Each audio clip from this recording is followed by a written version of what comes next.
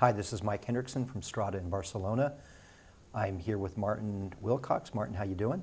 Doing good, thank you. Thank you for having me. Sure. So you're with Teradata. Yes, that's right.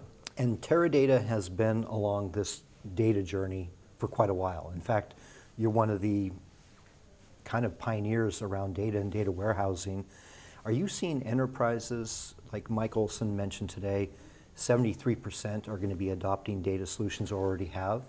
Do you see that same sort of thing? Yeah, I mean, and I'm glad you kind of brought up that history actually, because I think it's very important to kind of understanding who Teradata is and where we're going is to understand where we've come from. You know, one of the analysts like to say that that we were big data before there was big data. Exactly. Yeah. And actually, we're not really crazy about that big data label because we don't think this was something that was invented 5 years ago, right? This is we had the sort of first commercial implementation of a massively parallel processing model over 35 years ago. But I think what is new and what's really exciting, and to your point, is that we're now able to tap a much, much wider range of sources of data than ever before and a much, much wider range of analytics than ever before. And I think that is very new, it's very exciting, it's leading to lots of really, really innovative solutions. The future is here. I don't think the future is entirely evenly distributed. I think there are some organisations that are ahead of their peers. There are some interesting geographical variations, and there are some interesting variations by industry vertical as well. If I look at our customer base, some of the most innovative customers in terms of exploiting the kind of new data sources and the new analytics have actually been in the telecommunications sector, fiercely competitive market in lots of geographies, where there are really severe pressures, and that competitive pressure has led to a very, very fast pace of innovation in those industries, I think. Well, so on this data journey that the industry seems to be moving along forward, you guys have solutions from 35 years ago, and you also have solutions from 15 and 10 when big data was just data, before it became big. And so enterprises adopting new data strategies where they're federating data into different edges of their company, how do they do that? I mean, do they go from being a data warehouse one day to just throwing everything away and becoming a data company the next day? Or is there a gradual shift and transition for these companies?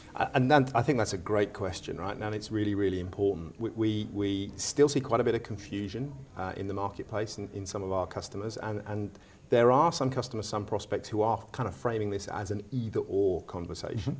And I think the reality is that it's both and. If you look at the companies that are commonly thought of as the most innovative, the most data-driven, the most analytically sophisticated, none of them have a single information management strategy, and none of them have a single technology solution. So the future is really, big data are plural. There isn't a single information management strategy that makes sense across the piece. There's some data that's highly structured where we have to manage it very, very tightly, where governance and data quality are absolutely critical.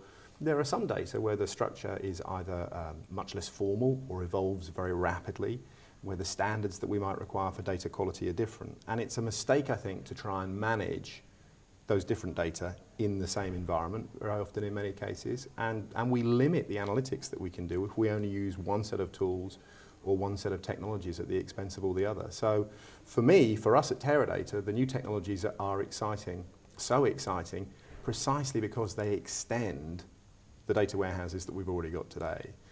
So certainly in our customer base, we're not seeing customers replacing data warehouses built on relational database technology, but what we are seeing is them extending those.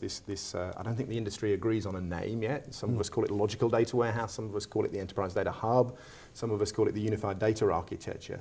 But this idea of extending the data warehouse so that we can capture non-relational data, so that we can do natural language processing and graph analytics and sentiment analysis alongside the kind of relational set-based analytics that we already do today.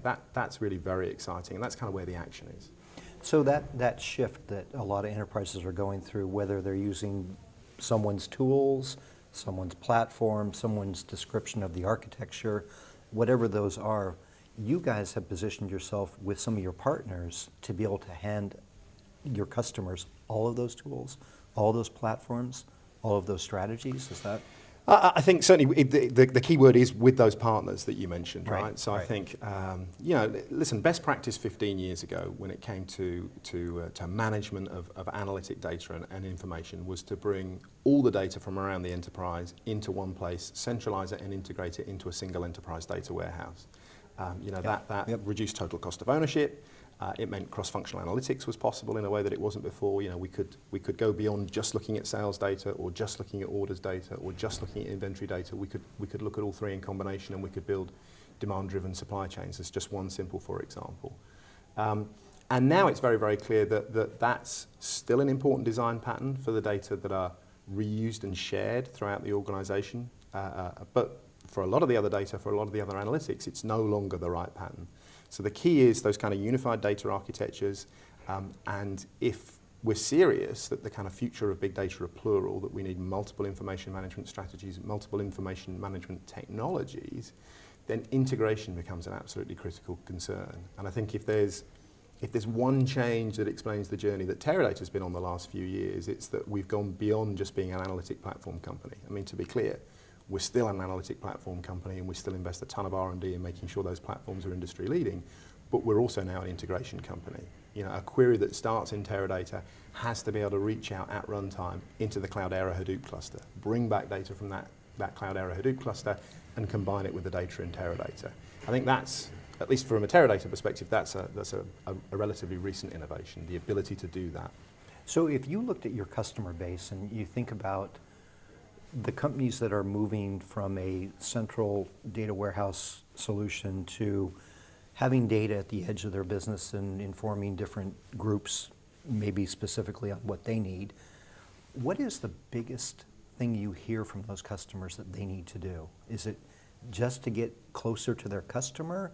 Is it to optimize their inventory? What are the stories you're hearing? I think a lot of it has started around customer management and customer marketing, right? I think a lot of what we refer to as big data really started in the kind of e-commerce space. And really it was about mass customization of websites. So, if you and I go to a site like eBay, we have a very different experience. Our experience is tailored based on our previous purchase behavior and our demographics and a whole host of other feature vectors.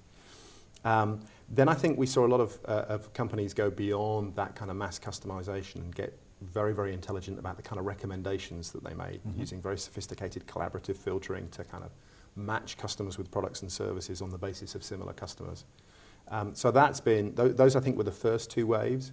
I think the sort of third wave that we see increasingly now is this whole kind of idea of the Internet of Things, and it's become one of those labels that's a little bit overloaded and means different things to different people. But we are surrounded by smart devices, whether those are smartphones or smart meters, or some of the really interesting applications in industry and in aerospace and in power generation. And starting to link those things together and optimize those systems is an increasing area of focus for a lot of our customers. And that's going to generate a ton of data as well.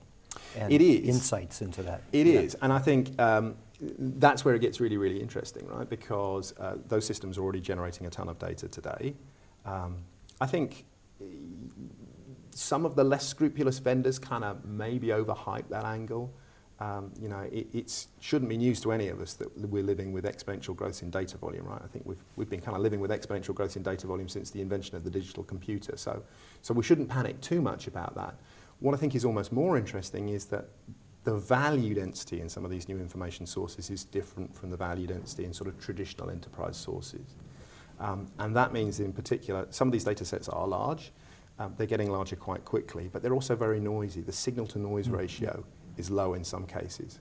So being able to have cost-effective storage and processing options for that complete set of data, and being smart about which subsets of that data we pull out and integrate with the other data that we've always captured in the data warehouse. This is a very, very interesting area. So Martin, if we sat down 12 months from now and we look at the data industry, so I'm looking at this year, we've seen data come to practice. Before it was theoretical. We were talking about Hadoop, we were talking about all these solutions you could do. This year seems like it's actually happening. If you fast forward 12 months from now, where do you think the data world is going to be, and where will Teradata be in that same thing? So I think there's a couple of things. I think it's great now that we're all agreed that the future is plural. You know, multiple technologies, multiple information management strategies, and that integration is critical. I think we already have between us, you know, leading customers that have started down that journey, but we lack in some cases the sort of established best practice that we've had around, for example, building the data warehouse. You know, a term that's being used very much at the moment is the data lake. I can't speak for Amazon.com, but if you search on Amazon.co.uk for the data lake, the top hit is an academic book about measuring environmental change by looking at sediment, lake sediment data, right? Which is, you know, probably not what you're expecting, right? So we don't yet have the kind of documented best practice, the sort of equivalent of the Kimball, the Inman, the Devlin books around how to deploy those logical data warehouses, those enterprise data hubs. And I think one of the things that we're trying to do with our partners is make sure that those early pioneers, the learning is captured from those engagements, and we can start delivering these architectures on a much more repeatable and a much more sustainable basis. I think the other thing that's really an interesting area and maybe a little bit underdeveloped at the moment is a lot of people talk about data science, but quite often they take the science out of data science. Yeah. You know, I get very, very nervous when I hear people saying, you know, we don't really need governance and management and metadata in this environment because it's just about exploration and discovery, it's just about research.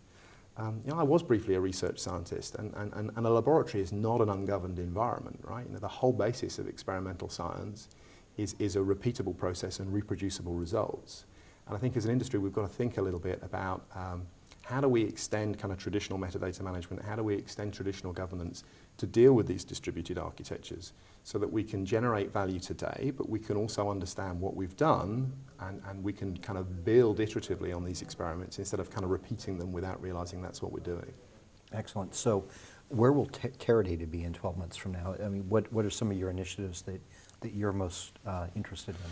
So we're going to continue to push very, very hard on making sure that the Teradata platform is the best platform for building an integrated data warehouse, because what we're doing fundamentally is extending that concept. So we'll continue to invest in that product and that technology in particular, making it an even better technology for some of the low latency analytics.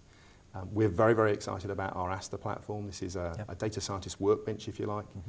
Enables you to do the sort of complex analytics that we've been talking about within a single workflow, which we think is very, very powerful.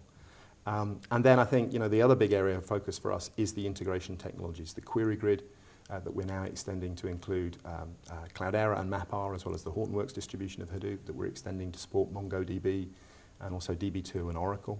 That's a really, really big area of focus. We've made some recent acquisitions, specifically Hadapt and Revalytics. And the Revalytics acquisition in particular is all about that metadata, that governance, making sure that the data science that we do is a repeatable process. So those are the kind of fronts that we're pushing on, and I'm very excited about the progress we're making on all of those fronts. Excellent. Martin, we'll look forward to seeing you in London next year. Thanks very much. Thank you.